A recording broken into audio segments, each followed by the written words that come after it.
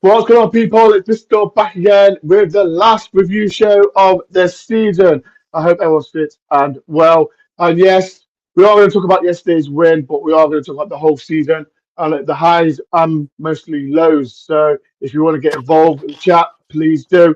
If you are new to my channel, please do hit the like button. The like should come up now. There it is. Subscribe to the channel. I can't blame people. If there's anything that you want to talk about to me and the panel, please get involved. Right, let's get the panel in. Let's start with the Welsh Wizard, Steve. How do you, Steve? All right, Ben. Yeah, not too bad. Just happy we stayed up and yeah, you can relax now for the summer. Yeah. Next up, I wait for the Aussie man last. Let's get Des in. Yeah, this book has been on here for a while. He's been on, he's still running and all that. How you doing, Des?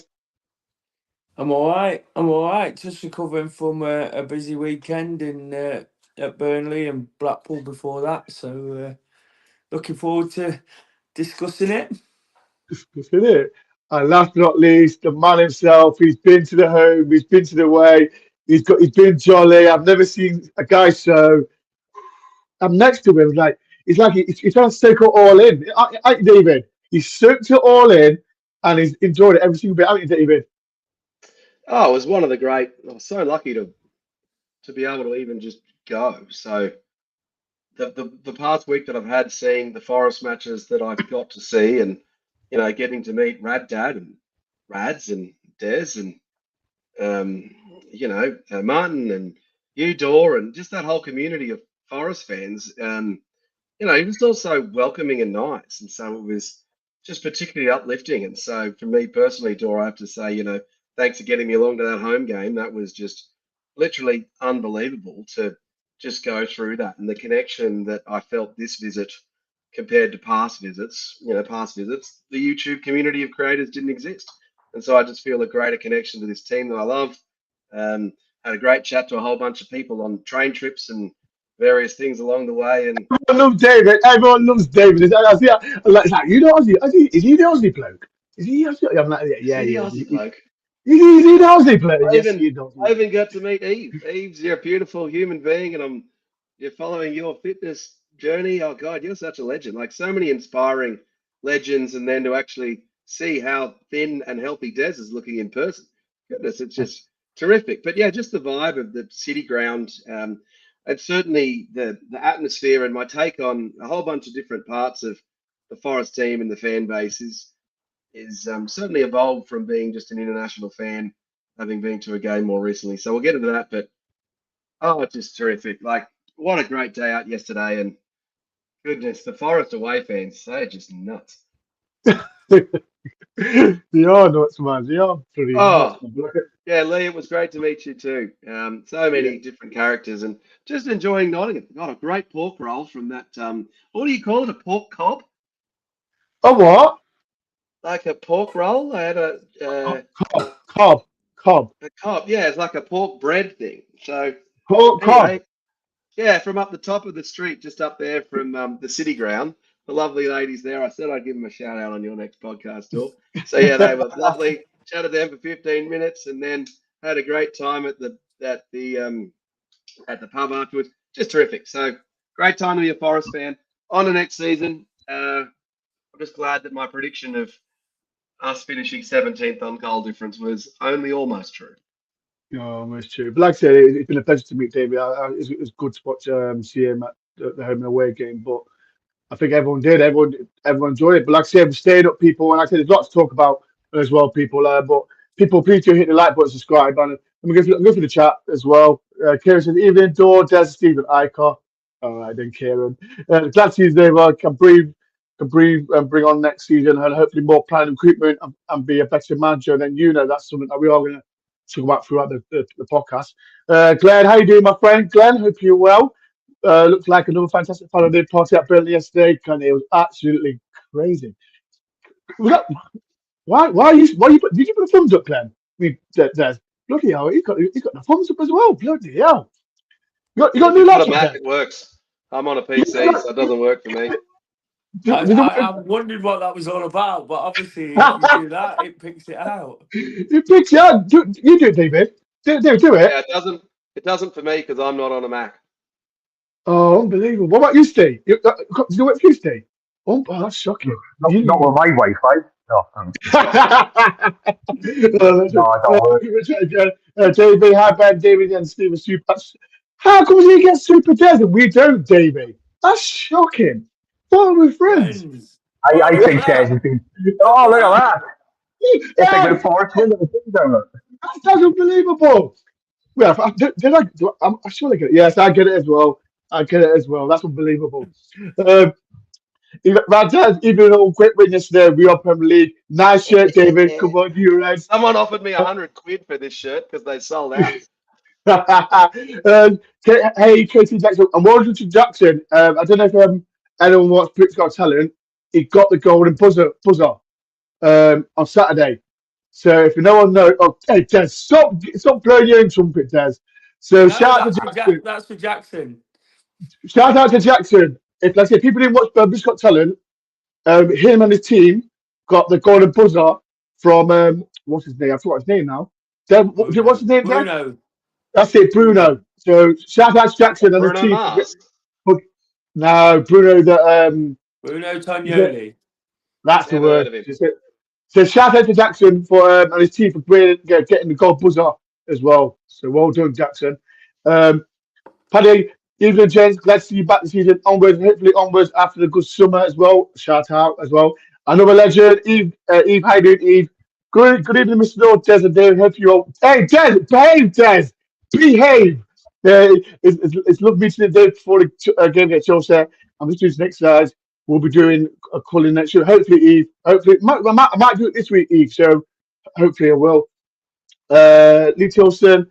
Absolute pleasure to meet you, David. Pleasure to hear from you. Such a wonderful forest trip. Yeah, top guy. This guy, top guy. He's not some vlog. Lee's a legend. Lee, it was lovely meeting you, and I just it was great to see your little boy getting.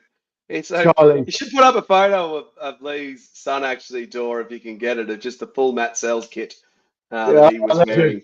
It's such a good photo. Shout Charlie as well. We got the Sells gloves as well. So shout out to him as well. Scott, hi all. Great to stay up. Spurs are always sending out feelers for our players. Again, that's what we're going to talk about. Right, let's make it quick. We'll talk about yesterday's game. Let's start with you, David. How did you feel about yesterday's game? I felt like at one point, Nuno thought we were allowed to have 12 players with the structure of the team when he had one player in the middle of the field when he put Sangare on, and then Burnley just seemed to get on top of us. But I just felt we were comfortable. We soaked up the pressure, and just the quick wingers. I think the quality of their team, if you contrast them to Chelsea from the previous week, it enabled Alanga and Hudson-Odoi just to appear a hell of a lot stronger. I don't think we were ever really in trouble against them. We dealt with it. Probably should have done a little better. They're a championship team, and they're not much of anything really. But yeah, what can I say? I just worry about Nuno tactically with those changes. It just feels like he's getting it wrong a couple of weeks in a row. That worries me. It's probably my key takeaway. Oh, and also, I have a new appreciation for watching Ryan Yates play. Certainly live, his coverage on the field. I can see why the Forest folk at the games just talk about his work rate and his work ethic. He still doesn't pass the ball forward that well, but you can just see. Like, always going to find something negative, David. You're always going to find something negative about Yatesy. No, like God, he's so terrific, but he's like you can just see like you when you really because I decided I would, like I know I'm coming on your show. You're going to talk to me about Yates. I thought I would, you just compare him to Sangare, and Sangare just doesn't have the scramble urgency to retrieve the ball in those danger moments that Yates has. And I think where we are as a team, Yates is more important to us. So, yeah. And other than that, other key takeaways, I felt sorry for the players who don't have songs at the end. Yeah, 100%. Des, how did you feel about yesterday? I felt it was a professional job in the end. I thought Forest played okay in spells. I think that early goal really set everything up for us, didn't it? I think it again being a watcher of football, not unlike many people these days. actually looking into the game first and foremost. I thought Burnley really played into our hands, and that's taking nothing away from the professional job Forest did. This is why they've shot themselves in the foot all season. On the ball, they're a good side, but they played that high line. And that's what Forest love, isn't it? I remember back to the Newcastle game when they played a high line, we could get Hudson and Doy and Elanga. When we've got them both on the pitch and both going at defenders, we know how frightening they can be. That paid off in the first minute. Forest got the lead, and from there on, it was really professional, wasn't it? Of course, it was a bit of a ricochet for the second goal to some degree. Obviously, it was diverted in the right direction, and we came out the right side of an offside call. So from that point, it was straightforward. I did worry a little bit at the end when Sangare come on. It looked like we was missing something in midfield, And again, I don't want to just bash him because I've said many times, I've probably done that many times this season, but I don't want to do it for the sake of it. He's got to come back in, and I hope he comes good next season. But it was striking how different the team was when he was trying to play that role. The worry that set in that midfield area when Yates went. The structure also changed for him, Des. Do you think he was victim of the structural change as well with the three at the back? And so yeah, but I get that, and he's coming into a game and he's coming late on into the season, so I'm not trying to bash him, but he's still got a role to play. He's still got stuff to do himself in there, and I don't think he offered very much in terms of anything, And again, it's an end of season game. People don't put Forest didn't put a tackle in the second half. Burnley didn't put a tackle in all the way through. In the first half, Forest were the ones that needed that game that little bit more, because of the situation. When you look back before the game, it was obvious Forest were going to win. They're the ones who needed it, and Burnley.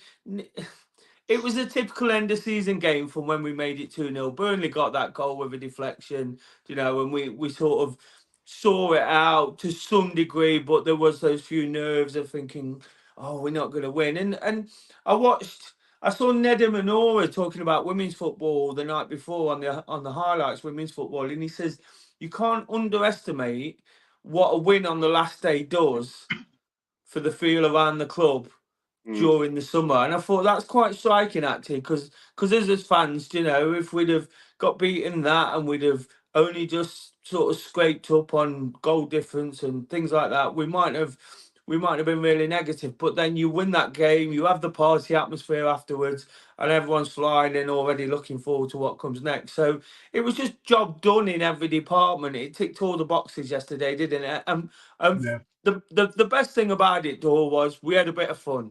And because it hasn't been very much fun at times, has it? It's not been something we can get excited about, more sort of beating the nerves rather than actually enjoying it. And yesterday we got that real chance to enjoy it, sing the songs. I was lucky enough to bump into Toff in the service station. You bumped into I see that. the main man. Shout out to Matilda Marinakis. It was I saw him at the petrol station, and Jamie saw his bodyguard Omar, and then Matilda turned around and went, "Door!" I went, "Matilda's." So that was, yeah, it was in the petrol station. I was like, he went, "Door!" When is he coming on the show? I don't know, but You didn't ask him, Dore? I just that's soon. Steve, Bring the phone in next week. He's going to phone in next week. Steve, that's it. We're not going to talk about Burnley. We're going to talk about more of the whole season. But Steve, what was your thoughts about yesterday? It's end of season game, when it we didn't. How many gears did we go through? We hardly broke first gear. We scored the early 2 goals. Everyone's going on about the possession Burnley had, but that's the kind of game they play. But did they harm us? No. Their right winger looked quite nifty. I forgot his name. The guy on the right side, he looked quite. Oh, where's he gone? Hello, he's there. He's back. I'm back. So we've just switched wings. So Steve's now taking the left, and we're switching to the right. You're not down under anymore, Dave. You're on top now. About time I get put into the central midfield because we know that Yates is important up there. So putting me in the centre of the screen. Go on. It's just Burnley just passed side to side, and they didn't. I mean, like Dave touched on, they're just a championship team. Poor. I can see why they got picked off during the season. Like Des said as well, the high line, they try and play like peak Barcelona. They haven't got the players to do it. If we had pushed on, we could have doubled out. We could have won 4-1, to be honest with you. It was comfortable. Never looked in danger.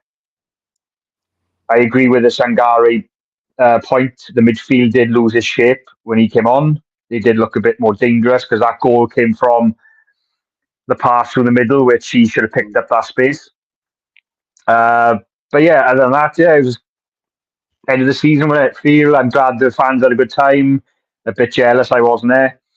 But yeah, just soaking it in. What I did like about watching it on TV though, that they did show the aftermath from that corner of the pitch as well, which the cameras kept on rolling. So I managed to watch that as well. So I managed to see the Forest fans taking all the atmosphere in, the players coming over. It was amazing. It was amazing atmosphere. What David had said, it was just amazing. I'll ask the three of you. Well, obviously the two of you. Sorry, Dave, you went there obviously last year with the Palace game. Was that better than the Palace atmosphere last year? Not quite. It was good. It was good, but it weren't. There was something special about Palace last year. I look back today at my picture. I posted. They've done that team photo thing. I look back and I put on my comment on Instagram. In years to come, they'll say, "Did you go to Crystal Palace away?" And it was one of them moments, wasn't it, Dore? There was just somewhat. Yeah. It was first season back, survival. We just beat Arsenal as well, didn't we? It's been really positive. Yeah, the relief scenario was different, Des. So the relief scenario, we expected Arsenal as well. So we were expecting the need to go to Crystal Palace and win and get an outcome, and then suddenly we didn't. And everyone that was going to that match would have just thought, oh yeah. Whereas we all knew we were safe last week. Like even we've kind of known we're safe for a while. It's just I think before the game, me and Dave walking going through the ground, and when you say the Palace atmosphere, that was second to none. You will never beat that. But when you go in the ground, it was. I don't know if you've seen it, guys. It was their concourse was just mad, absolutely. The singing Nuno songs, Ryan Yates and all that. But yeah, I think Palace. People chat. What was better if you went Palace or Burnley atmosphere? What was better? I think the Palace was a little bit better, but Burnley was. It was good. Oh, it was good. It was good, Burnley, but Palace was just. It was just one of those days. It was something else, It was for me. It was a fact. It was first season back. We survived the week before. It had been positive for a few weeks. Whereas this time we've had all those nerves, all that anxiety. So It was a release yesterday. It was a brilliant release, like I touched on before. For me as a fan who lives and breathes it like the rest of you, it was that perfect release to just go, it's over. But there's almost that relief now that we've got some downtime. As much as we love it, it's always like, we need it now.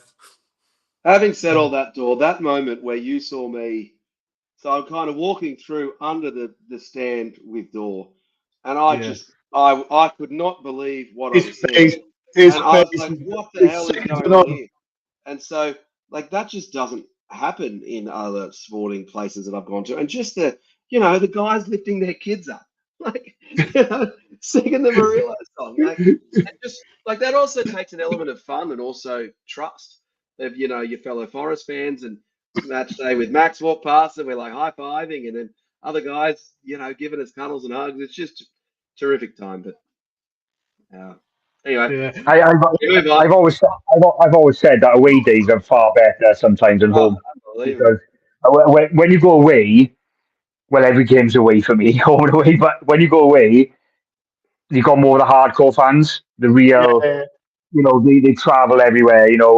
And that's nothing against the City ground, of course, because the atmosphere there is great. But when you go away, Ben, I've been in many away games with you when the away end, when we score, it's just a completely different feel and atmosphere and the build up as well, like under the stand and when you go up and you just, congregated in the corner and it's you against the world. You got that when you're in the away end, you just feel like you're against the rest of the stadium with the three corners are just looking at you. When you score, it's just one of the best feelings, 100%.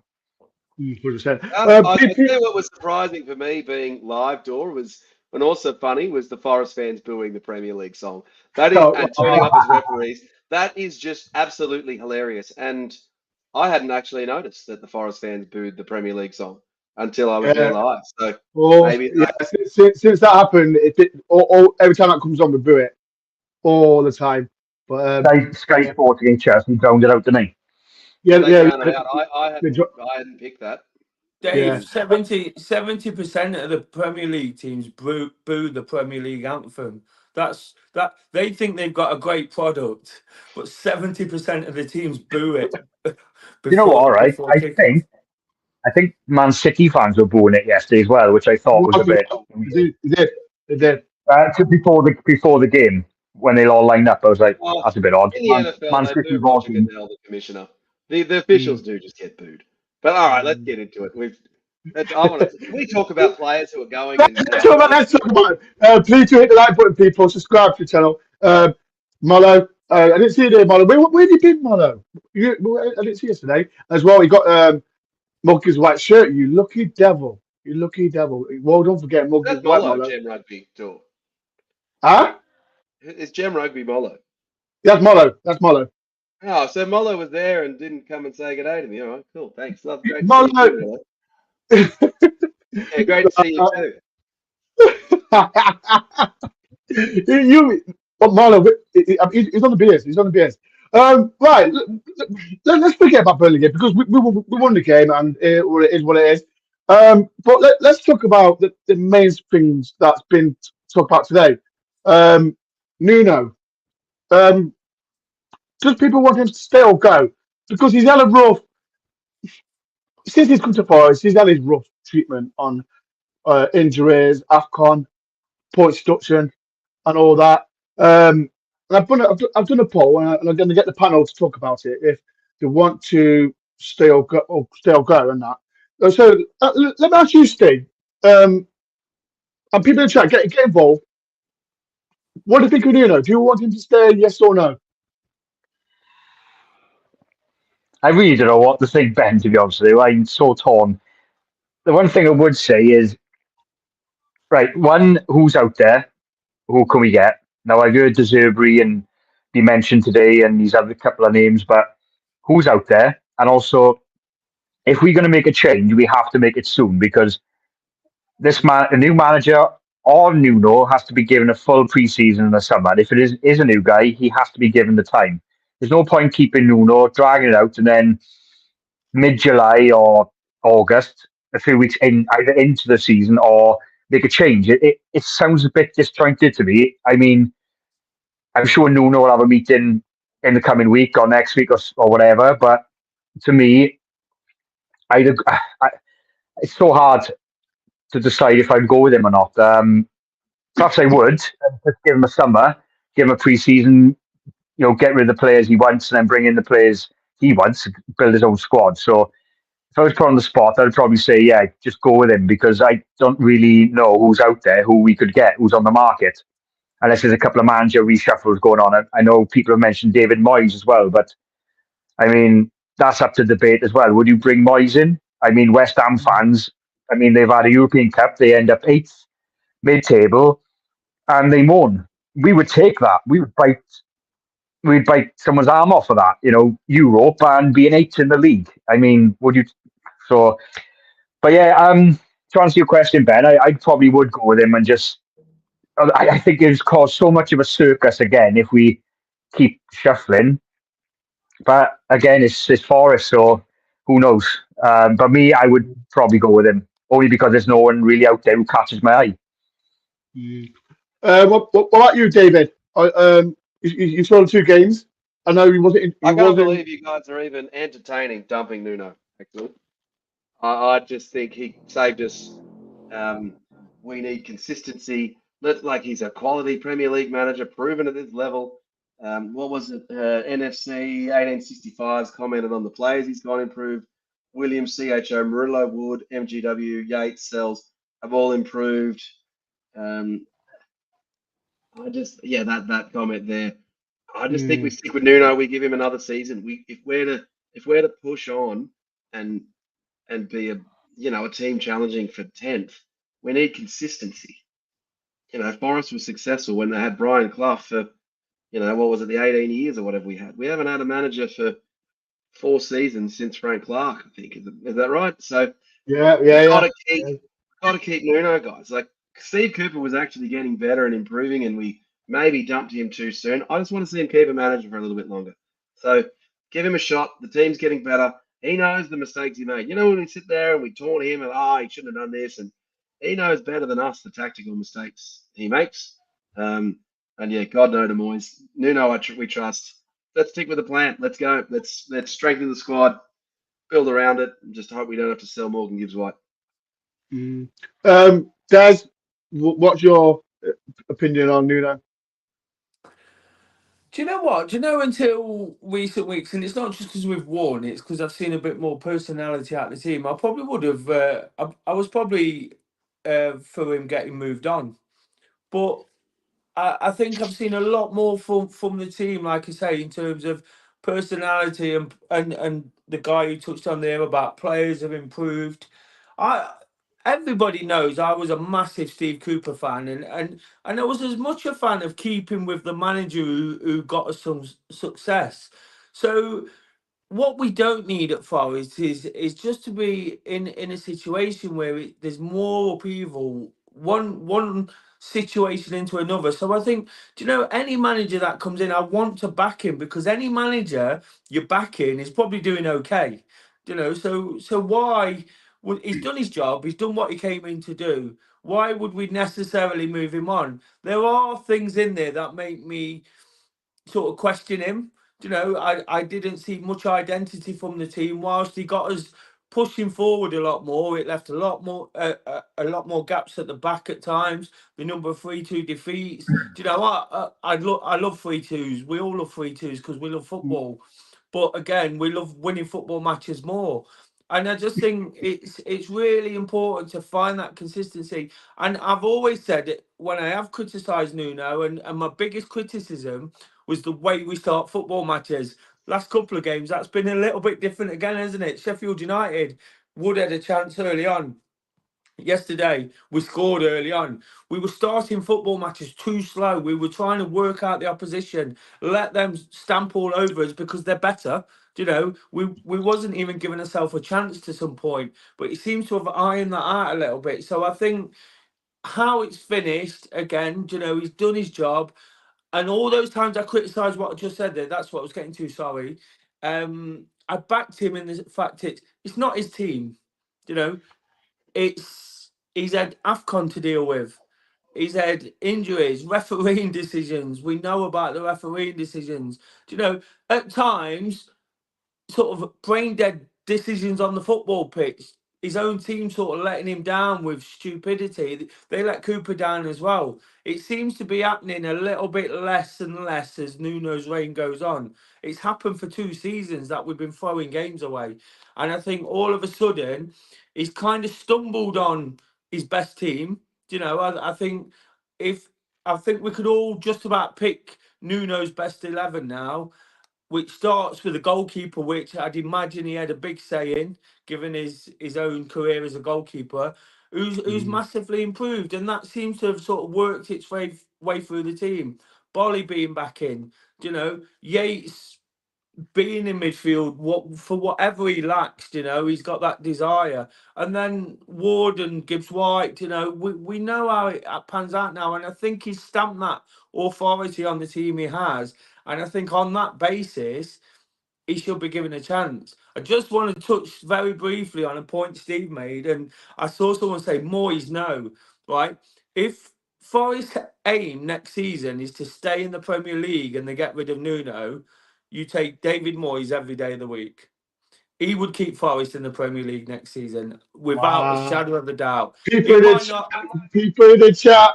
I saw Des and Dore argue about this for an hour prior to the Chelsea match, and they're still arguing about it. He might not push me You on are the not a league, fan. but you take him Nah, every boys, day of the week, every single Oh, day of the goose. week, because he knows the Premier League. And my biggest criticism with Forest, whether it's managers or players over the last couple of years, is understanding what the Premier League's about.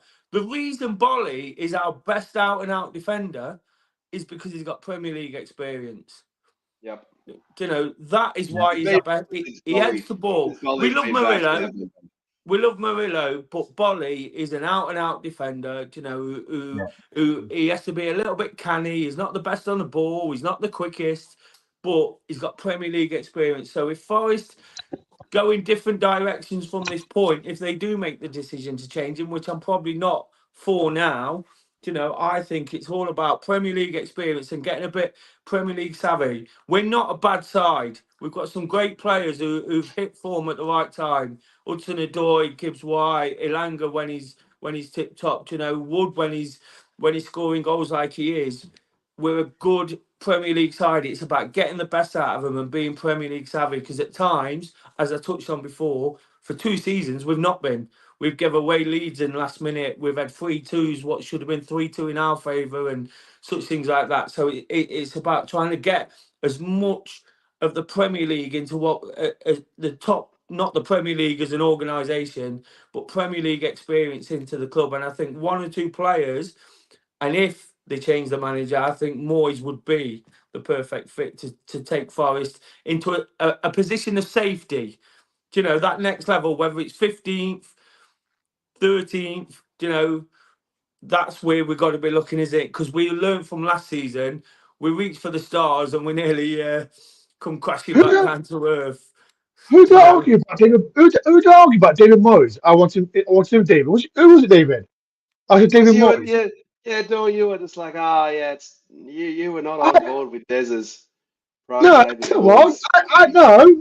No. I said David Moyes, and someone disagreed this with is me. typical Dore, Dave. He changes his No, mind. no. Yeah, no, you clearly, I swear. you clearly didn't like Moyes. No. Who did I disagree with him? I said David Moyes has got. Someone said to me, David Moyes is a rubbish manager, and I said he got European football. He got 7th in the Premier League. If he was who wouldn't want that, Forest? That's what I said. I said if Moyes came to Forest, I'll take it. That's I've what I always said. liked him. I said that. I wish I recorded. That's what was it, you, Des? I'm sure it wasn't Des that argued with about Moyes. Who was it, David? Who was it, David? To be Who honest, was though, I don't know because I was slightly drunk before the Chelsea. it? I wish. Oh, it would come to mind. I said I wouldn't mind Moyes. I'm sure it was you, We'll David. certainly take the results of Moyes. I said no. Can I I said I'll take. Go on, David. Go on. Sorry, Ben. Go on. No, Go on, I Dave. just want to I just want to touch up what Des said as well. You made a good point about the Moyes thing, right? If we were to get rid of Nuno, I think the West Ham mentality is where they've been annoyed with Moyes is okay, the brand of football, but they want to progress. West Ham and West Ham fans think they should be higher than they are, right? And they want to progress from Moyes to more of a superstardom manager's name, wherever that is, right? They want to progress to another level. With us, and Des makes a good point, if we get Moyes in, he can take us to that mid-table where we want to be. And then if he stabilises us for a couple of seasons, then we can progress again. So I think if we were to get rid of Nuno, I wouldn't be disappointed if Moyes came in. I'm on Des's side with this one. I think Moyes. I've always had a soft spot for Moyes. I thought he was badly treated at Man United, and he's done well at West Ham, and he's done pretty well wherever he's gone. So I think if we were to get rid of Nuno, probably Moyes would be one of my picks. But Well, I just want to say, sorry, Ben. One more quick point. But with the Nuno, I think a couple of things has won me over with him is the Fulham performance. Which if he can bring more of that style of football into us more consistently, that's brilliant. That Fulham performance, that first half was one of the best performances I've seen from Forest in many years. And also how we took Man City on, which impressed me. And I thought if we can play more like that in games, we took on the best team in the land and run them close. Really, we should have been 3 or 4 up by half time against Man City. So, I mean, them games, them key points in games and them performances have won me over slightly with Nuno. So, yeah, that's what I was going to say about Nuno. I just Yes. want to back Steve up on that as well, because that's where I think it wasn't Sheffield United and Burnley winning those games. It was the Fulham game that really started to change opinion, because I was so frustrated at the respect we was giving teams, and that Fulham game, we shown them absolutely no respect in that first half. We tore them to shreds. And then from that performance, it was almost as if the penny had dropped with Nuno that we are good enough to compete from kickoff. We haven't got to weigh these teams up. We haven't got to try and stay in the game. And after that, we went for teams. We had a go from kickoff, and that's where it started just turning around. Obviously, Sheffield United and Burnley, you can't really get too excited about that because of the position they're in. But I think Steve's bang right there. That's where it started to come right for him. And that first half against Fulham was as good a first half, as good a 45 minutes as we've had in the Premier League. The best 45 minutes we've had. Yeah, it was. We It was. we controlled 1 or 2 matches, Crystal Palace away earlier in the season and things like that. But that Fulham game, we dominated it, and we could have had more. Second half, we let them back in a bit, but then that's always going to happen. So I just think Nuno he's just about getting there, and again, you give him some money, let him wheel and deal, do what he has to do, and then he sort of lives and dies by the sword, doesn't he? If it don't work out, he goes and we go again. But that's the thing. That's the thing, Des. I agree with Des. That's the thing, and this is not knocking Steve Cooper, right? The performances we had well under Cooper was more the nail biting, digging, like the Liverpool game. You could probably find a few more results from last season where the Arsenal game, we dug in, we got the result. The Fulham game was we played that first half was like almost like pure football. And like Des said, we were doing all A's like in the first half. We were knocking around them. Every time we went forward, it looked like we were going to score. Fulham didn't know what hit them, and I think that's where I turned and went, if Nuno can get Forest going like this on a more consistent level, we've got a good side here. And if he can add players in the summer to who he thinks can strengthen us in his own mind, like he wants to go back to the way Wolves used to play, then crack on. I'm all up for it. And even looking at the last 7 matches after that, I thought we were in it against Tottenham. Wolves was the draw. Everton, we were robbed. I thought Man City was gallant. We beat Sheffield United. We could have beaten Chelsea, and we beat Burnley. So, well, look at Spurs away. Chris Wood puts that in the back post. We 2-1 up, going to half time. Who knows? Yeah. It's just you can cherry pick out of each game where, all ifs and buts. But what I'm saying is we've been in games. Whereas if you look at the 8 previous games, and I'm just looking at it before, it's just a disastrous run of like bad matches, and we got smacked 5-0, and we were never in this one. Like, I think we've turned the corner. I think we're on. So let's go. Let's talk about who we're signing. Yeah. Who stays, who goes. Who stays, who goes, and that's the thing we are going to talk about. But please do hit the like button, please, if you can. It's a final review show, so please do hit the like button as well. Subscribe to my channel, and if you're doing any donates towards my channel, it helps me a lot. There's lots to talk about, like players coming and leaving and blah blah blah. Let's start with you, David. Like, we've got is it June the 1st or whatever it is, this PSR or what it is. We've got to sell one player. People in the chat as well, get involved. We have to sell one player. Let's keep it real. We have to sell it to get in to be in the PSR. Let's start with you, David. If we had to sell one player, who would it be? Depends on the values of the players. One of the guys on the train said we should sell Taiwo Awoniyi. I said, well, I don't think we're going to get the maximum value for Taiwo Awoniyi that we necessarily would. So in terms of looking at the players that are the most valuable, in terms of a return, it's going to be Goobs White or Murillo, unfortunately, isn't it? Because they're at the maximum of their value right now. But who would it be? Just pick one as well. Pick one. People in the chat, who I would sell Murillo. Actually, Murillo. Yeah, I sell Murillo. How come?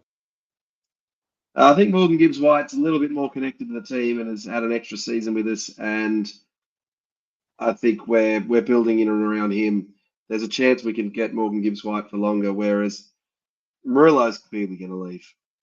So that's my thinking. But I think we need to. I'd try and sell a whole bunch of players to make up for it. I don't think we want to rip the heart out of the team, which is Morgan Gibbs White and Murillo. So I'd be trying to offload,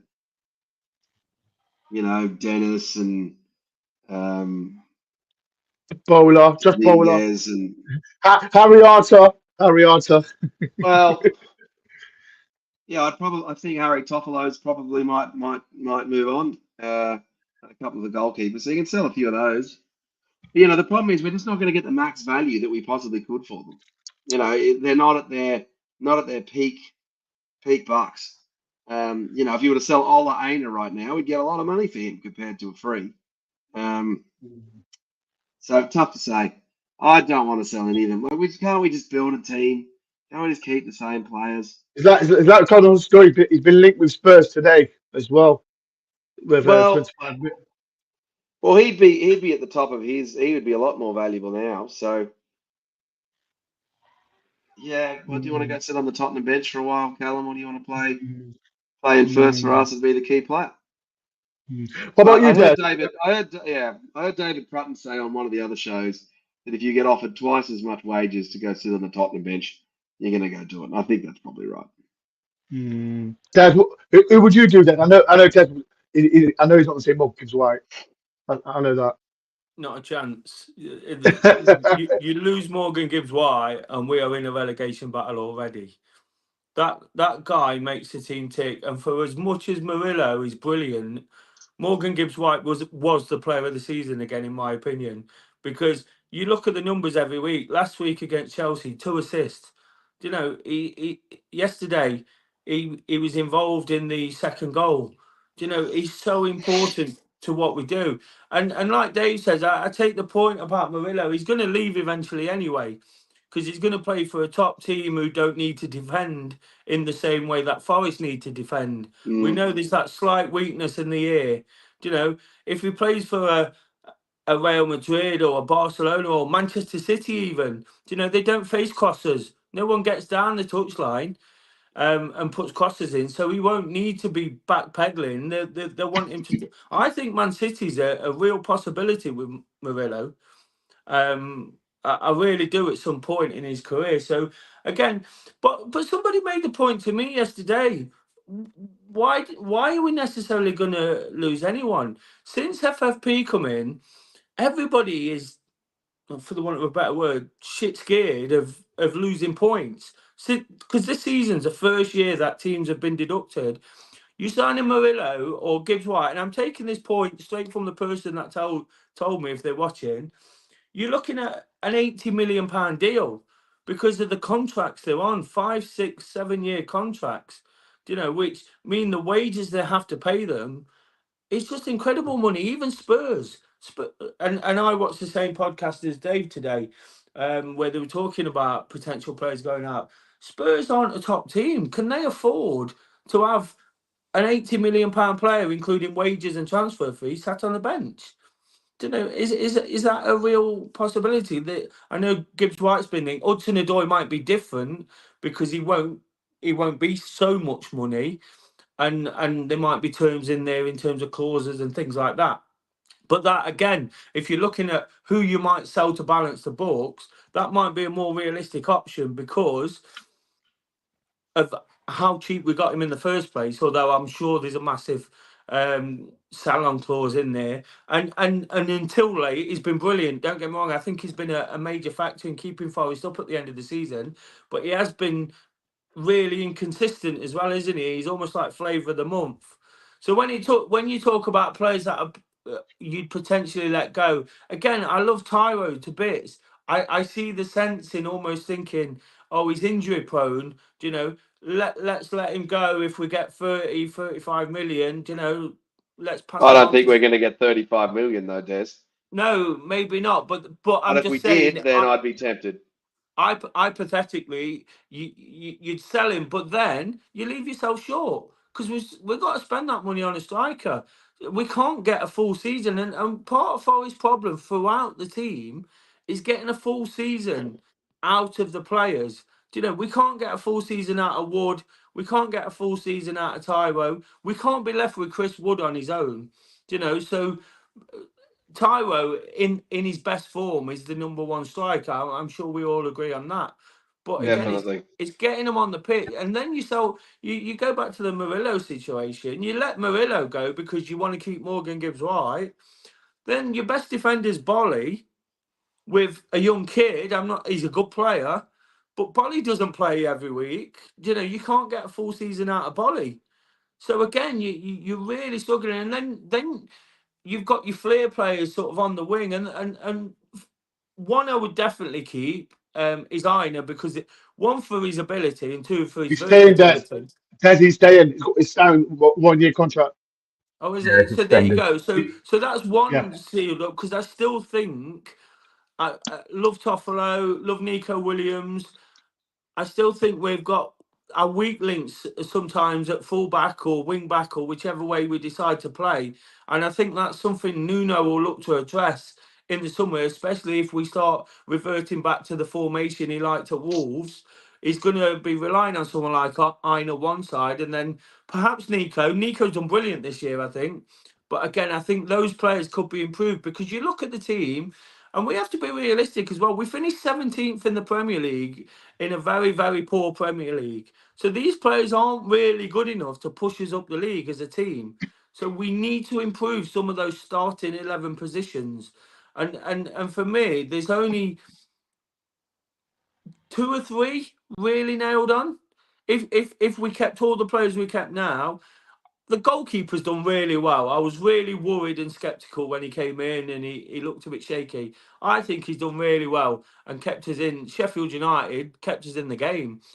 And then you look, you've got Murillo and Bolly who would start for us and Gibbs White. And then the rest of it, Ilanga and Hudson-Odoi when they're on form. But the rest of it's up for debate, isn't it? And what we've got to start doing is getting 6, 7 permanent fixtures in that team, you know, improving on what we've got. Let's not go and sign 34 players. Let's sign 3.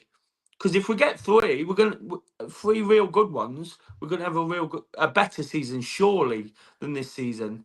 You know, put a bit of home form together again, and that we'll get there. So I just think we don't know, do we? FFP is such a cloud looming over everybody. You don't Yeah, know we what. count the Johnson money for this year's FFP now because we didn't get to count it for last year. So shouldn't we be reasonably in the clear? Yeah, but No. we It's a spent first, it. it's We a first. spent it on Sangare, and unfortunately, we ain't got. No one's going to give us that 35 million quid back. No, it's definitely true. Well, I think that's we've got true, to Dave. try and keep as many of the players together that are playing just for the consistency. One of the problems is we just signed 10 players every damn transfer window and changed the team every time.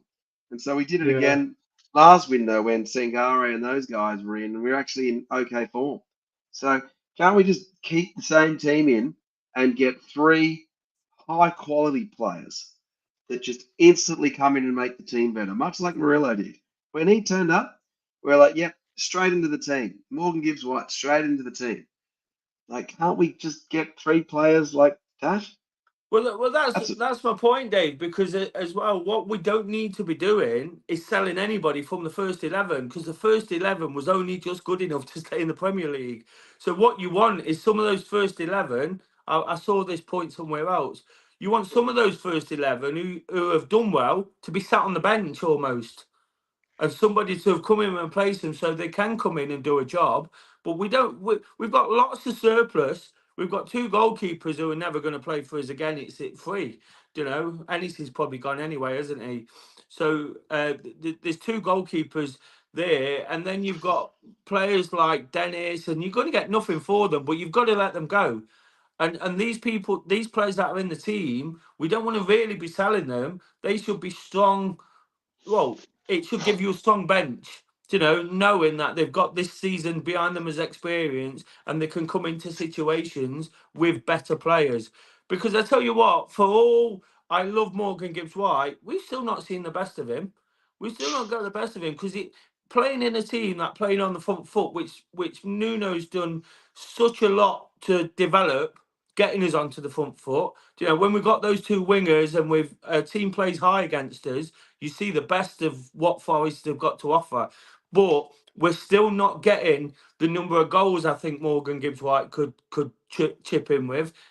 When he played for Sheffield United, when we was all raving about him, he was breaking from the midfield, bombing into the box.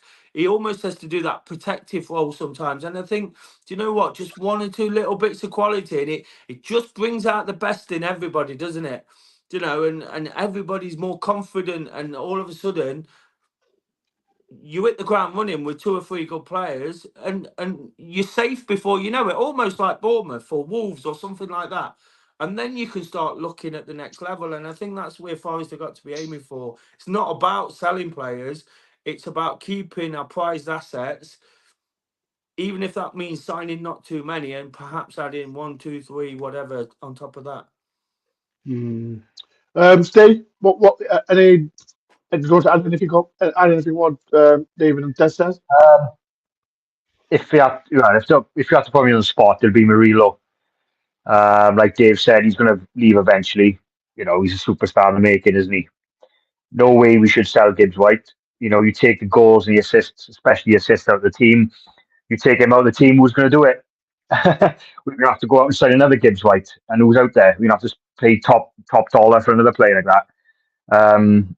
So, I mean, who else is, in the team who can bring us money? And Taiwo, you touched on Taiwo. He's too injury prone for me. Great on his day, but he's just made of glass, isn't he? He just looks at the grass and his leg goes. You know, he's either pulls up in a muscle or he's out then for 6 weeks and we don't see him. Can't rely on Chris Woods. We need another striker in. I agree. Most of the keepers will leave, so we need a backup keeper.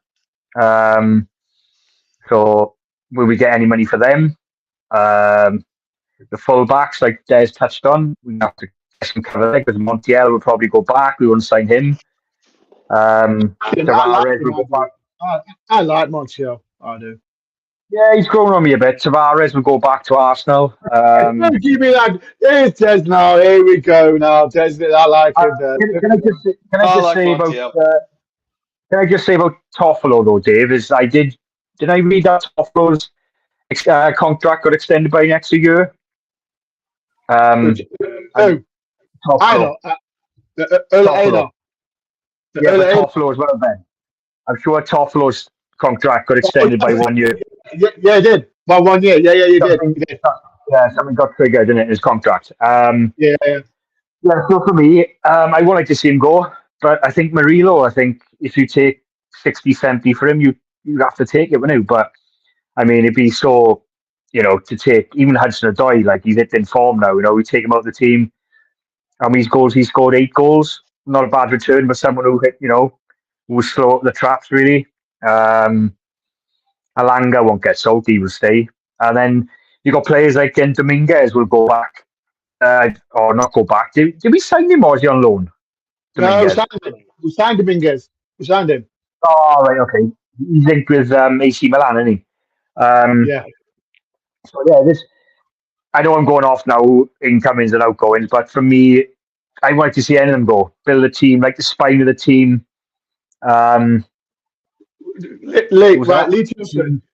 Lee Tilson, what are you playing? This Trafford is a bellend. Brendan Diaz is a bellend. Why would no? Lee, go to bed, Lee. Go to bed. Out of all them players, the only one I would take is O'Hare. He is a good player. Yeah, tell him O'Hare. Yeah, and come on, if he's linked with Villa, he can't be a bad player. He is a good player. So out of that list, but I don't know if we're going to come on to any players we'd like to sign. But yeah, for me, Ben, I touched on all the positions I think we need to improve on. I think it's going to be an interesting summer. Right, so for all the panel, how many players do you think that for each position that we need to sign? Let me start with you, David. How many players do we need to sign? Ideally, we would only sign a couple of players. We need a couple of goalies. We need a right and left back. We need a centre back to replace Murillo. We haven't solved a midfielder. We might probably lose Callum Hudson-Odoi, and Taiwo Awoniyi's always bloody injured. So we basically need an entire team. So you're going to sign 30 players again? We're going to sign 11 bloody players, aren't we? Like, you can just see it coming. Like, we are going to sign 11 players. And then when you consider that we're going to let all of the loaned out ones, McKenna, Mangala, Joe Worrell, Lewis O'Brien, Alex Byton, Dennis, Omar Richards might get a run. Right. To be fair, he's been all right at Olympiacos. To be fair, I reckon there's a chance we sign 10 bloody players again, isn't there? Who's the other player that Olympiacos got? Who's the other player that Olympiacos have got? That is it Nelson Abbey.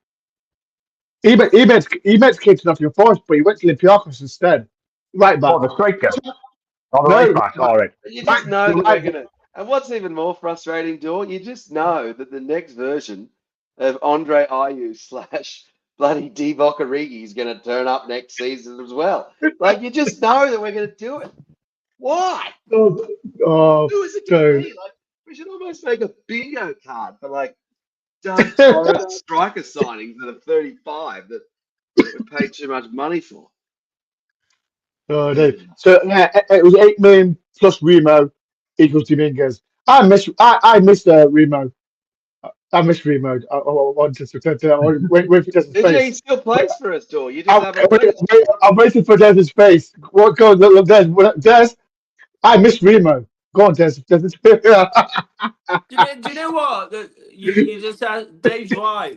We need an upgrade in lots of positions. The one position we need to sort first and foremost, which was exactly the same problem last year, is number 6. Because we get dominated in midfield when teams turn it on. We can't play a 5 because all of a sudden it feels like the situation with Sangare yesterday, we get overrun in there. If we play a 4, then we're weak at the back. That number 6 should be protecting, and we still need to sort. That is the priority. Number 6. People are really sticking with Sangare, and it's admirable. But like for you, Dore, I'm not trying to say I told you so, but I saw it early on. Right? Yeah, you did. Because that is such a pivotal role, and sometimes it's not the hardest role to play in a team. So you see with players that get signed for like 2 million and they get sold for 100 million because they've been really effective in that role. And because when you get a good one, you have to build your team around it almost. And unfortunately, Forest they're trying to build it around Gibbs White. I get that because he's class and he does what he does, but it offers no protection at the other end of the pitch, and we need that player to link up. There's lots of people, you've not mentioned him, I'm surprised, saying get Mangala back. I don't buy into it. The guy was great. The guy was great at winning the football, and he gave it him straight back. He gave it him straight back. What you've got to be able to do is win a football and pass it forward. Dave said at the top of the show about Yates. Brilliant. All that endeavour, all that commitment, all that desire to win. It's really, really admirable. But we've got to start getting the ball quicker from the defence to the attacking players. Morgan Gibbs White gets another half a yard of space. We know what he can do when he's in not very much space. He gets another half yard. Callum Hudson-Odoi, Ilanga get an head start on the fullback. If you get that ball forward quicker, and that's where Forest are lacking. They're getting overrun in there, and ineffective players who aren't number 6s. I've almost picked on Yates a little bit there. Mangala, Dominguez. I had a debate with Mollo on this show. They're not number 6s. They're good players in their own right, but if you've got that player who's a specialist in there, it opens up so many avenues throughout the team. The defence is not working as hard. Sometimes Bolly's blowing out of his backside after 50 minutes because he's just headed and kicked everything for as much as he can, and that's such a crucial part. So any bit of business Forest do, they've got to find a player that's got a real sort of athletic energy about him who can pass a football. win a football and pass it forward. And it sounds simple, I know it's not, because we've tried two players that had good pedigree, that had good things said about them in Remo Foyer and Sangare, and it's not worked. I'd love to sort of say again, let's go and find that Premier League experience, but I know it's not that easy. And I'm not comparing, but you look at the difference Declan Rice has made to an already brilliant Arsenal side. I'm not saying sign a player of that ability, but he's made such a difference to their team because he just links it up so much better. He don't always play number 6, incidentally, but he plays in that sort of position where he picks the ball up and drives forward. And if you've got that, you've got a completely different dynamic. And the way Nuno plays as well, this attacking football, it's even more important. Everything points to that. So we've got to sort that position first and foremost. Again, the comment there about Danilo, I like Danilo, but he's not a number 6. He's not In number my 6. opinion, He's not I number loved 6. him at the back end of last season when he were playing off Morgan Gibbs-White. They look phenomenal. They've got this Gibbs-White, Danilo, Tyro got this sort of telepathy going. Oh, and it kept us up in the end. So again, I think these players are good in their own right, but sort that position out. And I think it's worth 3 positions on its own. And then anywhere else you can look on the pitch and go, if we signed a player in there, if Nuno feels we need a player in there, it's going to be an upgrade. It's going to be an upgrade. And that's where you go with your 2, 3 players. I get what Dave said. They're probably, we can't spend £35 million on each of these players we need to improve. So we're probably going to sign 10 for 10 million. And end up with... You can just see it coming. You just know. Can I just give you a poll door on we've each got to pick a number. It's over or unders 9.5 player signings this summer. Can I just give an example?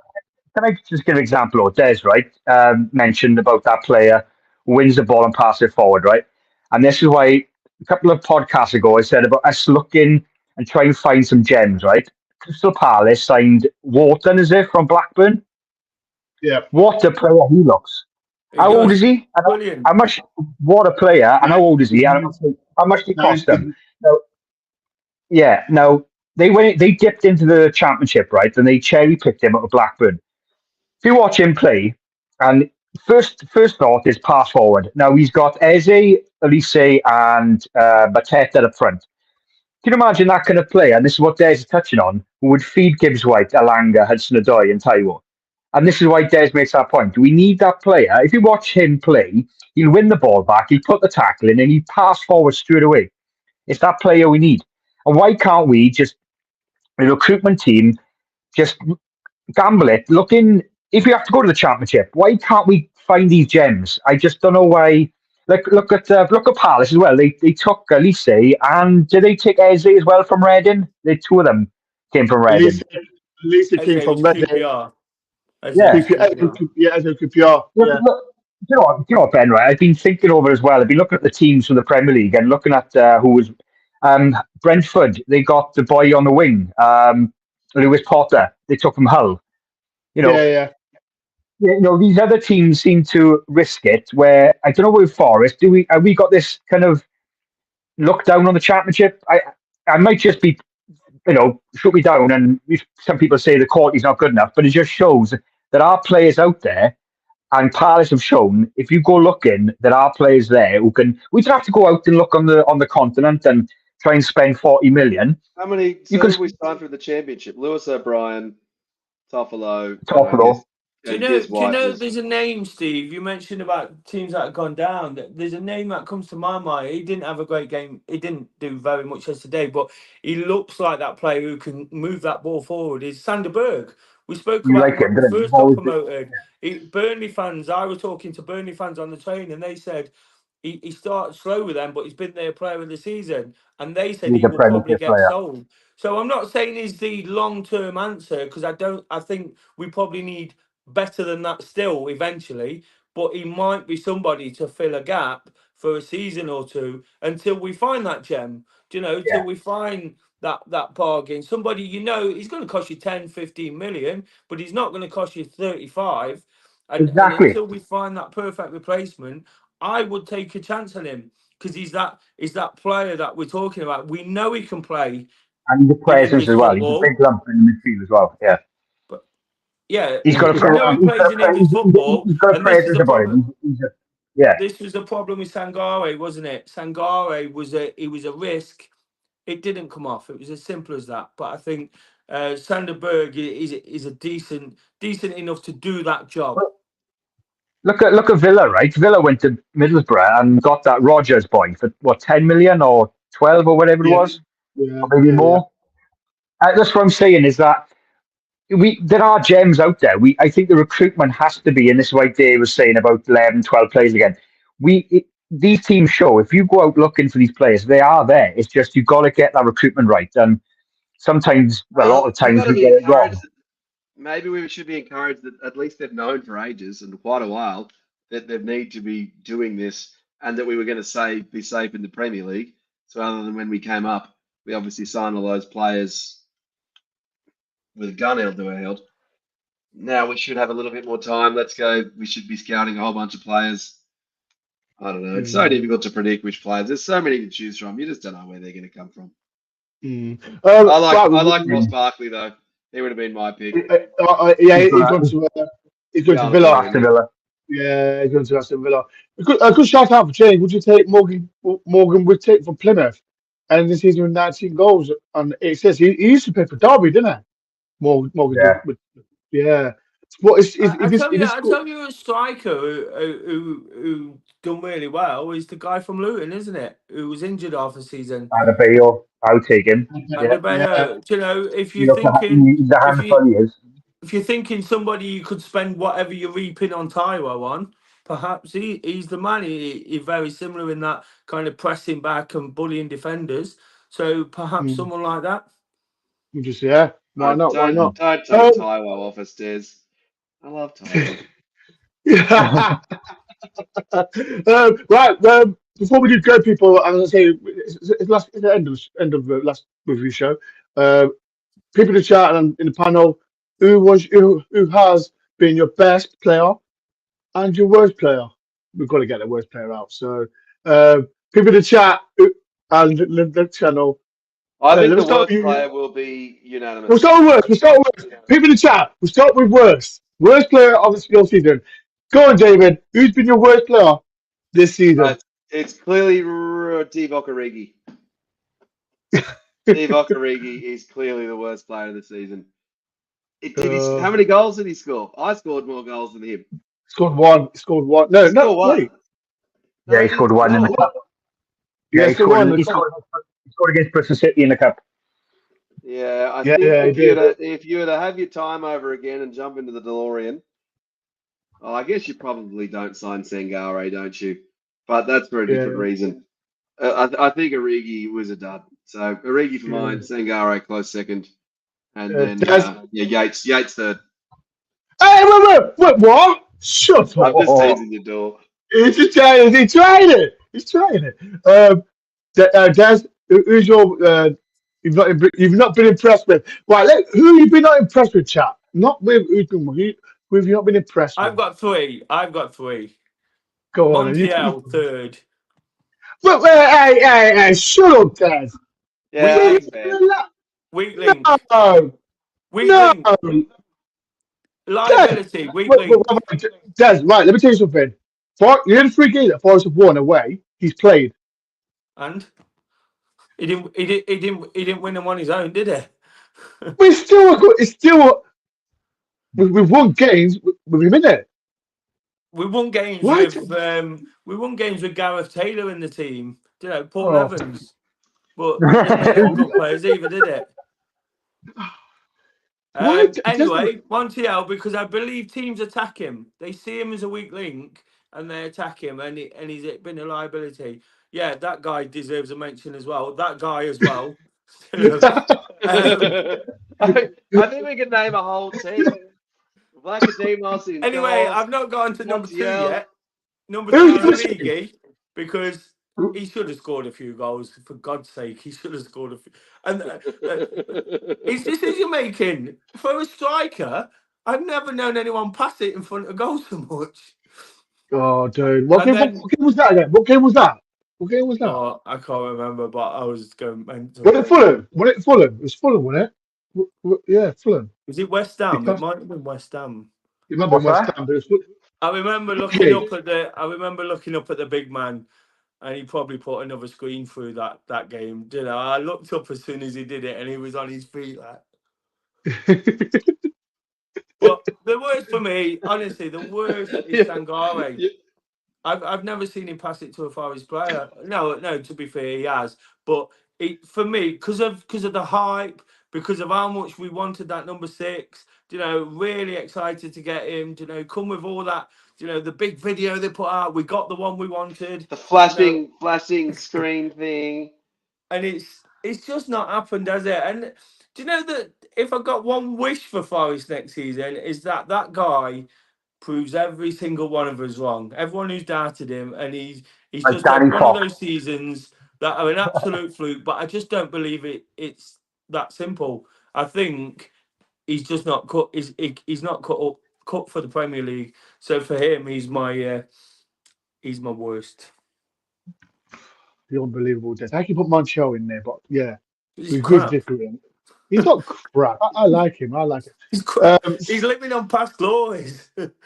Leave him alone. He's one of the best. He's called the World Cup winner, so leave him alone. Steve. Go on, Steve. I got 3 as well. Sangare, purely because of his price tag. Purely because of his price tag, which is not his fault, I know, but still, you expect him to live up to it at some point. Second is Origi, and first is Matt Turner. I'm sorry, like, he might be a nice guy, but him in goals, some of the goals he conceded, I've never been so frustrated with a keeper for such a long time. He was just shocking when the decisions he made, and I mean, yeah, he just made me a bag of nerves. Do you remember those moments where those howlers? What was the game? Where But to be fair to him, especially in the United game, he made up for it. He made one hell of a save, which needed. So he did. But for me, it was just oh no, he was a bag of nerves. No, not for me. It was. It's a close call between him and Origi. Period where he was just an absolute liability. I totally agree. Remember the look on his face when he knew that he was the liability? He's like, oh. Yeah.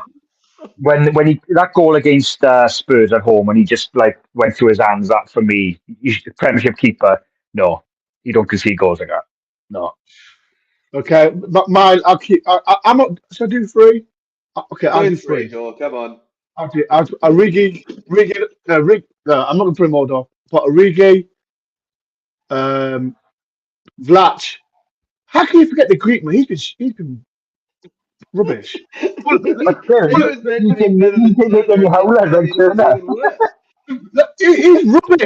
That Fulham game, we lost 5-0. He was shocking. How comes no one? Do you know what, Dore? Right. No. I'm throwing you lot under the bus. How comes even in the chat, no one's mentioned? Only one person's mentioned Vlach. He's been rubbish. Send it back, please. You know what? I was that fuming after the Fulham game about goalkeepers. I was like, the best phrase I ever come out with: "Can't save, won't save." That was the choice, wasn't it? How comes no one's mentioned him? He's been rubbish. So Vlach, Origi, and I'll say Sangare. Like you can't. Wow, I mean, we've had worse than that. Can someone tell me what Sangare has done? Do you know? It's all right saying we've had worse. Sangare, Tell me something he's done. Sangare then. Sangare. The only performance Sangare's put in is Newcastle away.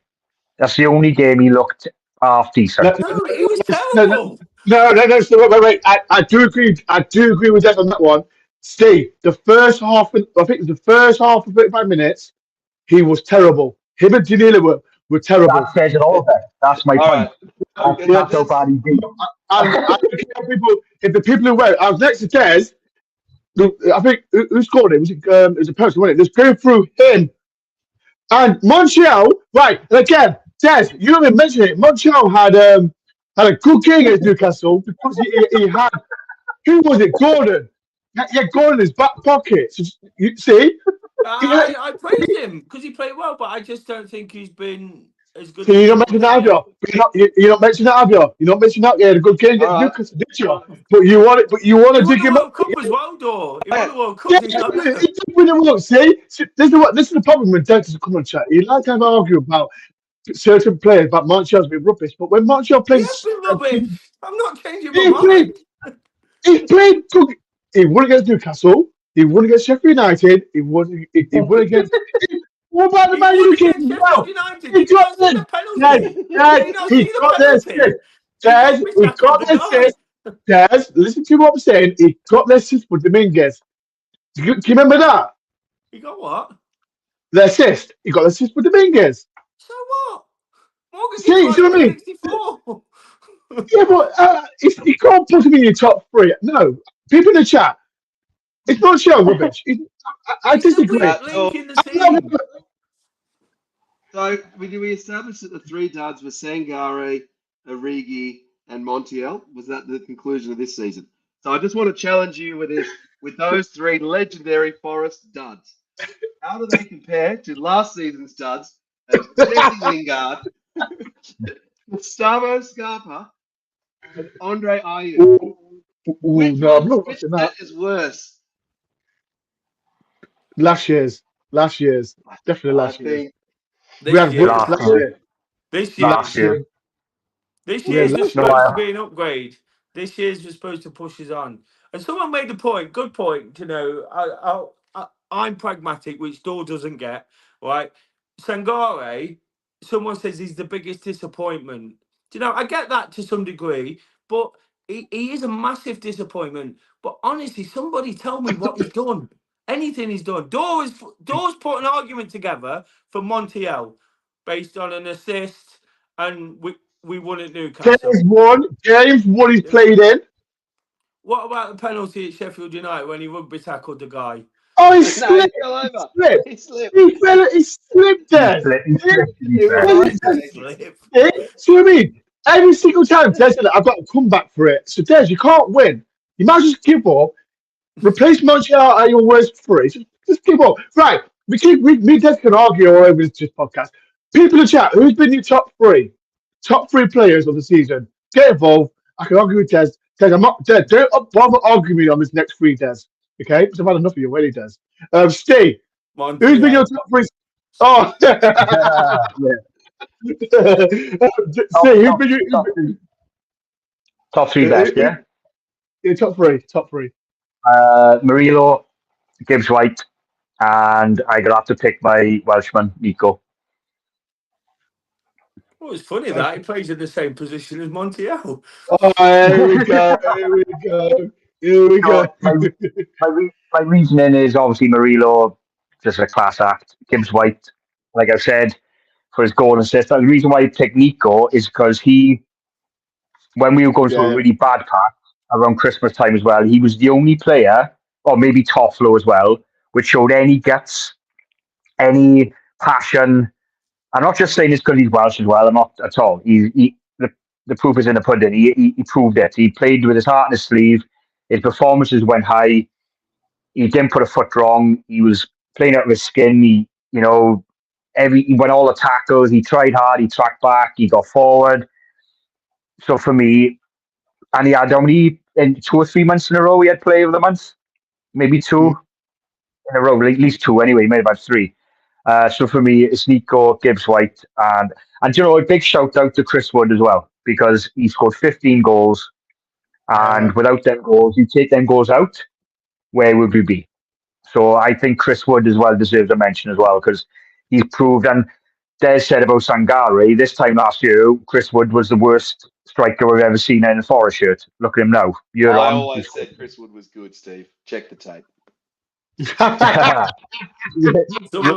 Hemisphere bias. He's got the receipts. He's got the receipts.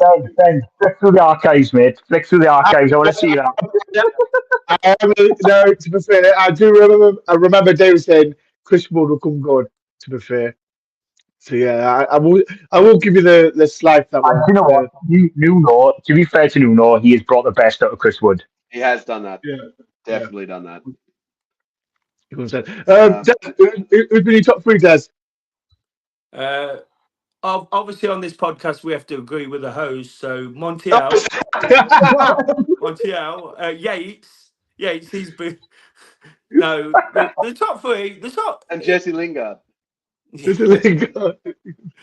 No, Harry Arthur. Dore's a massive fan. I love Harry Arthur on that chant. Bloody hell, 10 more years. Seriously, the top three is for me Gibbs White. Like I say, player of the season. Love Murillo. Murillo second, obviously. Because those two are just our prize assets these days and consistently do what they do.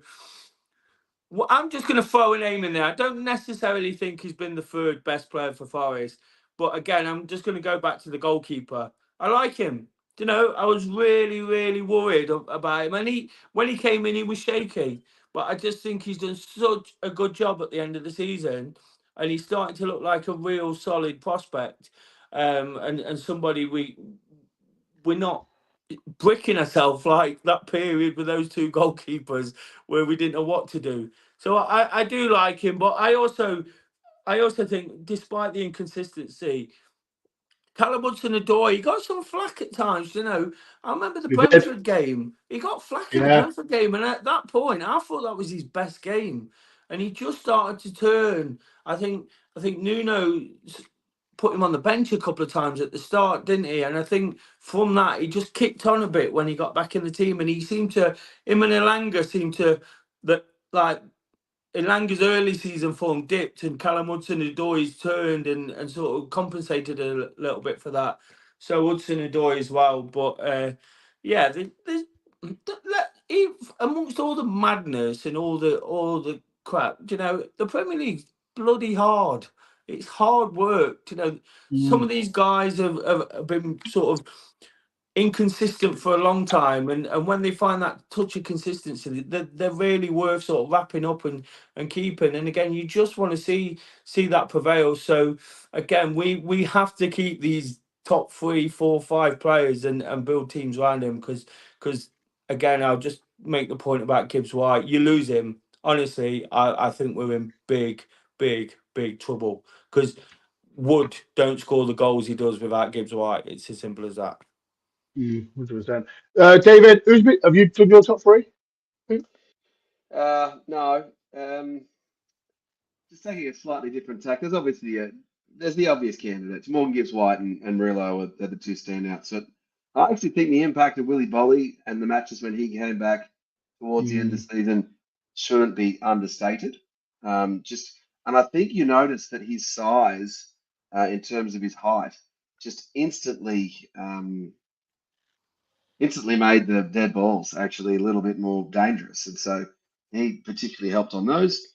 I think Ola Aina came good at the end of the season, but for mine, taking a more different tact on it, take me on a trip someday. Super Callum Hudson-Odoi. I think just the goals, and I sent it to you in a message, Steve. He's got one trademark move. It's one thing to know it. The next one is to stop it. And just the way that he seems to be slotting those goals, I think he's I like him and Elanga with Taiwo and the speed of the just the out and out speed of our attacking three. I quite like them. So yeah, Callum Hudson-Odoi for me, but Murillo, worthy winner of the Player of the Year award, and it was so pleasing to see him be so happy. 100%. I'll pick mine. I'll Murillo, without doubt. Morgan Gibbs White again. I've got to agree. And again, I agree with David. Hudson-Odoi for me. When we signed him. What's the again? No, you can say as much as you want, Des. We can have an argument. Anyway, you notice the Ola Aina combination with Hudson-Odoi has also come on that side, I've noticed, which is quite encouraging. So I'm actually thinking about that. Let's try and kick one side together. Yeah. I will Montreal number 4 for me. I like Montreal. Desi's just trying to just cause trouble. Like Who are you, remember, hey, Dore, your other top three for the season? huh? Your top three fellow guest hosts on the DoreOntour, Top 3. shows that you do. Yeah, who are your top three hosts that join you on the shows? I know who's in the bottom one. So yeah, everyone's been fantastic. Everyone has their own. Who's your bottom one fellow guest panelist, Des? The worst one. The worst one. Des. The one that Yeah, gets him twice the viewers. fuck you guys. Go fuck yourself. Um, beep that. Sorry, YouTube. I didn't mean to swear. Don't. YouTube watch this, so I've got to be careful with my language. They always do something. Yeah. Everyone's been fantastic. That's why I've enjoyed it. I've enjoyed it this season. To the review show with these guys and everyone else who's been on the channel as well. And I can't wait to get rid of Des as well. He's been he's going to championship. I'm just going to tell YouTube a story about Dore. My moment of the season, Dore offered to do a mile run with me. Right, we were supposed to run from my house to the city ground. Right, 1 mile. That's all we had to do. Dore come, kitted up, ready for it. Started limping. Oh, my ankle, my ankle. I was like, it's not his ankle. My car. It's not his ankle. I turned around. A quarter of a mile in on Trent Bridge, I turn around and yellow stuff's coming out of his mouth. I'm like, that is not his ankle. That is not his ankle. He was being sick after a quarter of a mile. My calf. It was my calf, Des. Get it? See? This is, you know what? Whatever, but that you calf don't create stuff to come out your mouth. This is the problem with Des. Des should wait for the sun because the sun talks absolutely BS. So if anyone working for the sun, give Des a job, please. I like the mirror. Hopefully Martin Barnett's watching and he's got the picture. He's got the picture of it. So why are you throwing me under the bus? Because I didn't agree with Montreal. Absolutely. But you disgrace. Absolute disgrace. I thought we were talking about the best moments of the season, Dore. We did have the best moments, Des. What? Right, before we do it, what's everyone's best moment in the chat as well? Get involved before we do go. Dave, what's been your best moment, David? Well, certainly, look, I'm going to be recency bias here, but the last 2 matches and getting to them and just coming along at all. So I would say, look, someone called it out in the comments. I did absolutely love it when Chris Wood scored that second goal and the Forest chants in terms of and also just the sheer amusement of the Forest fans. Like Chris Wood, he's always offside. Like it's just absolutely hilarious when that chant went up. And even the Forest fans getting Nuno to wave to us. So I would say, yeah, look, I'm going to be biased towards that moment. I think for me, yeah. Des. My personal favourite, and we were there. Well, we was next to each other. Was Newcastle away. Oh, I thought you were going to say that one. Newcastle that was away. amazing. Brilliant. That was amazing.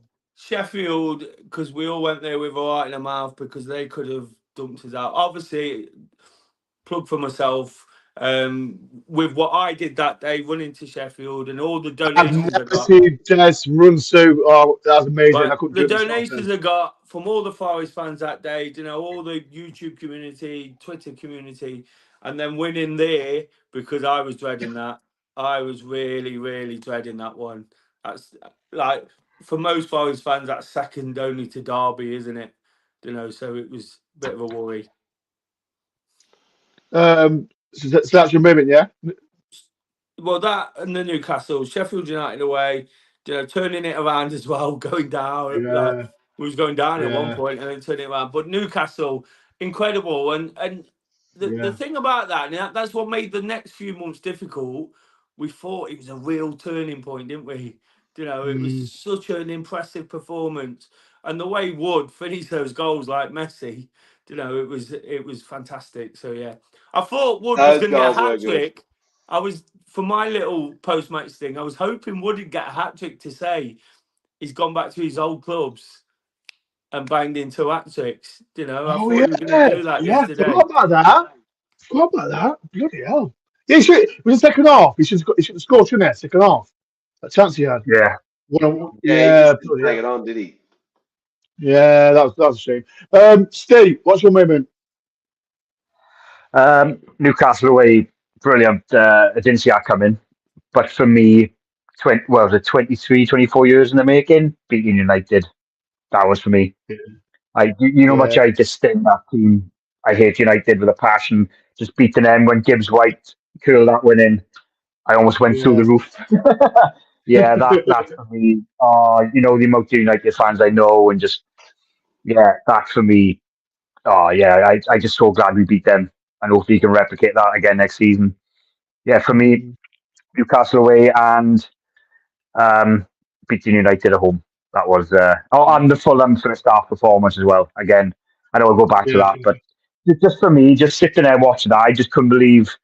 I was like, is this Forest? Like, where did this come from? It's just unbelievable. But yeah, so yeah. The Aston Villa win was good. I was there. Oh no! My other moment was sitting next to Sean Dyche. That's my other moment as well. That's what he keeps talking about, bloody Dyche. Is that at that game? Oh, Denver, after the stream, Denver speaks afterwards. After the stream. Mine is going to be Newcastle. No. You like it. Newcastle away. I was next to Des. When we scored the third goal, like we're high in the sticks. I've never seen Des jump so high. I'm like fuck yeah, man. And Des like fucking jumping as high. I'm like nutcase next to me. But I'm still going. We could have fell. At each other when we scored the third goal. But that was Sorry, Ben. Sorry. Do you think, before we go, do you think that was the performance of the season? If we take the context of it, like Cooper just getting sacked, we all thought we got Newcastle get stuffed. Then we had United the following week. Do you think that Newcastle away, take the Fulham as well, but do you think that Newcastle away was the performance of the season? The first 45 minutes against Newcastle, we wasn't good. The first 35 minutes, we got overrun, especially in midfield. And then when Chris Wood scored that goal, that's when it turned. It completely turned. I think it is, purely because if you look at Newcastle's home record, how strong they are at home as well. To go up there and win 3-1, at that point, I think that's got to be up there with probably the performance of the season for me. I think, Steve, the Fulham one was the most complete performance. Yes, But in context, and Newcastle were missing a back four that day, but going to Newcastle and winning and Chris Wood scoring a hat-trick, it was almost like the perfect storm in that, like it felt like they were turning the season around. So they're very, very close on performance, but as a complete performance for 45 minutes, Fulham was probably much more controlled. Even in the second half, even though we were scoring goals and it felt like we was going to score every time we went forward, there was still a bit of nerves around when Newcastle came forward. So in terms of the day and Boxing Day, obviously, early trip and things like that, it was right up there, but it was Fulham for me just in terms of performance of the season. I say Newcastle. Newcastle for me was where, but beating Man U as well. I even beat Sheffield United. I hate Sheffield United. Beating Man U was good. I reckon I'm looking back at it. The beating Aston Villa result early in the season. Yeah, beating Villa. That was a good result. Because they were on a run then, weren't they? They were on a good run then. Really got that good goal, didn't he? Yeah, very nice. Mangala. So that one dropped out like a really good pass, didn't it? There's a really good pass played to Aina, wasn't there, from the right back? I can't remember who that was though. Pardon? Wasn't there a really good pass to Aina that went across the face? Toffolo. Where did? Yeah, Toffolo, wasn't it? Yeah, Toffolo. Good pass. I think Toffolo to Aina in Cooper's defensive team. Yeah.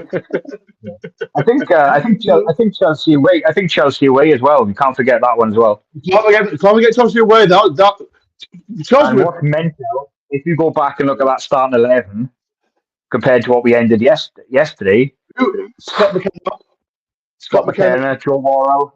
and Polly. Yeah. Do you know one game that really sort of picked my spirits up, bizarrely, is Chelsea at home. Do you know, we all have those moments as football fans where we think, oh, and everything that's gone off with the City ground, with the points, with the referees, you lose a bit of faith in the Premier League and all these kind of things. And last week, you know, I had a good day. I met you guys before the game. I'd had a few beers, you know, feeling good about myself. Went in, the atmosphere was incredible. And it was a really, really good game of football. It was one where you could accept getting beat. I know the situation allowed us to accept it, but we gave it a good go. We played really well.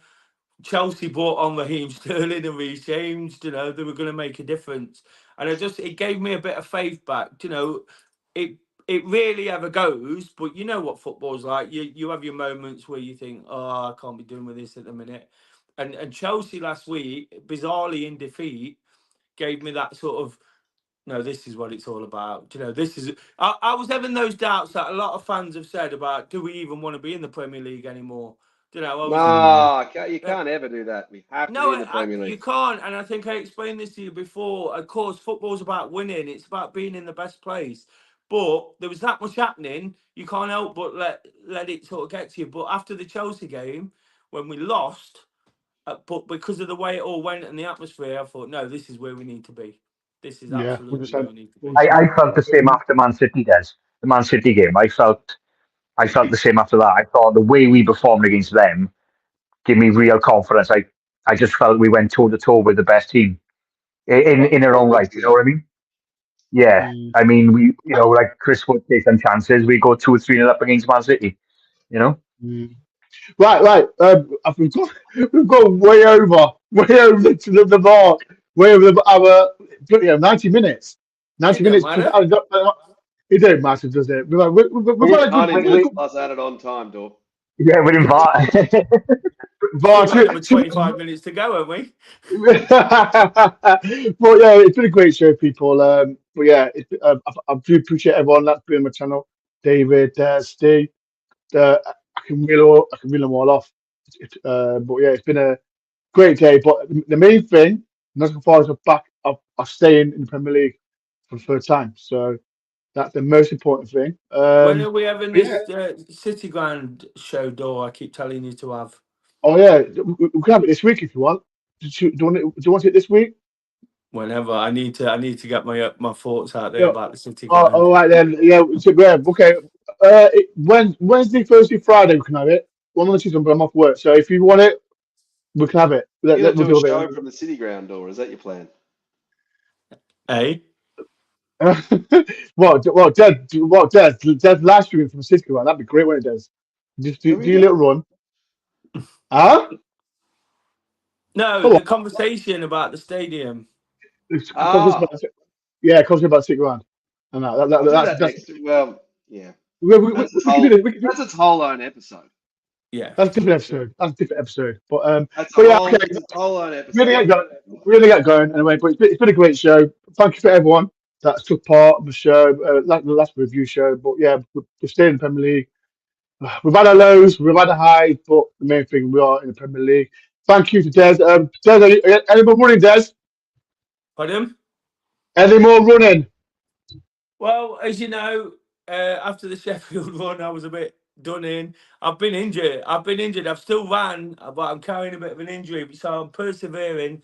But I do want to say, and thanks to you yourself, you know, and Twitter and everything else that goes, the money generated for footprints around that Sheffield United game from Forest fans was incredible, really. I think that weekend there was about £1,000 put on the page, you know, and some really generous donations. It doesn't matter how much or how little it is, it all makes a difference.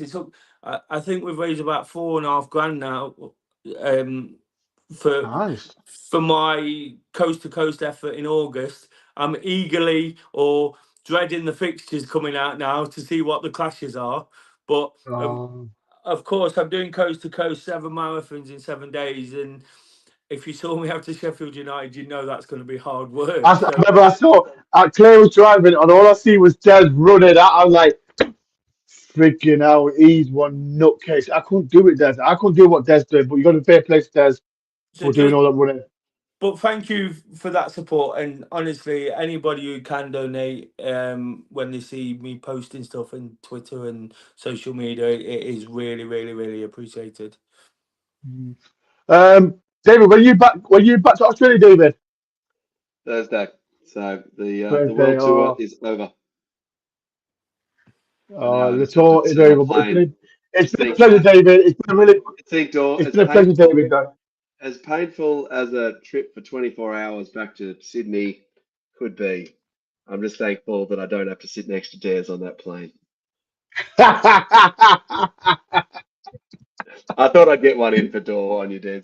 Yes, yes. I've had a terrific time over here. It's been absolutely brilliant, and at the full time at the end of the Burnley match, I was actually a little bit sad because just getting to watch Forest play live is something that if any of you get to do, don't take for granted. It's a terrific blessing in life. So they give us a lot. They give us a lot of lows, but those moments of those highs and those friendships and those relationships that we can build because of our love for this football club is something that's. Before the game, even the guys came to David, like, oh, it's David, Australian guy. I'm like, oh, bloody hell, everyone knows David now. So, but yeah, it's been crazy. Steve, sort your Wi-Fi out, please. And the background noise. Yeah. Sort your Wi-Fi out, David, and not Steve. So please do. I will. I might make a trip up to Nottingham in the summer, Ben. So don't forget LA 21st boot room June the 8th. Yeah, don't forget that, people. I'll be here tomorrow. I'll be there as well. Right, let's go. It's time to go. It's time for bedtime. But blessed people, thank you for everyone that took part. All the people on the panel, everyone, all the who's watched all my channels, all my vlogs. Please go and watch my vlog as well. David's crazy on my vlog. Des, stop. See, this is why. This was why I'm so happy at the end of the season, because I got this guy doing all these. I think, can I do it? Can I do it? I can do it myself as well. So, but yeah, it's been a pleasure. Thanks to everyone that's took part. And yeah, if you agree with Des, anything that you agree with Des, put it in the comment section as well. If you do agree with David and Steve as well, put it in the comments as well. Who are your three worst players from the season? Get them in the comments. Yes, in the comments, who's your worst three, who's your best three, best moments, whatever. It is what it is. It's been a pleasure, people. Thank you for the whole season of review. I will be doing some content live stream as well about the City Ground and everything else. But yeah, watch out for that. But yeah, it's been a pleasure. Thank you, everyone.